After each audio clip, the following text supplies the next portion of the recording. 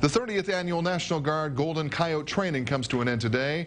News Center 1's Stephanie Kaiser takes us through the 2-week training course and how News Center 1 helped out with a picnic.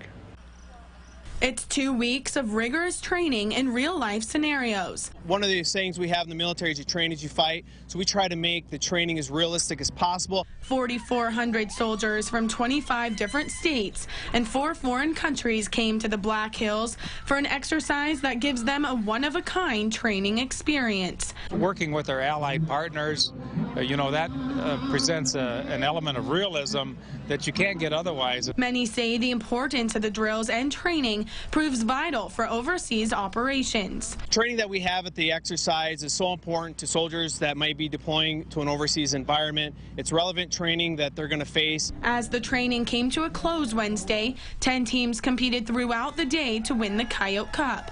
Testing mental and physical strength, the last competition of the day was a Humvee push. It's just a great way to instill esprit de corps and camaraderie and a little friendly competition. And for the 15th year in a row, News Center 1 held a picnic celebration for the end of training, a tradition that shows our support for the community and all those who served in the armed forces here at home and around the world. So this is my third Guard picnic. I look forward to it every June. It's the least we can do. They come here for a week and a half from all over the country and even the world, and it's just so rewarding to give back. Serving today, I feel really privileged to actually be able to do this because all the great men and women that are here today that do so much for us. Stephanie Kaiser, News Center 1.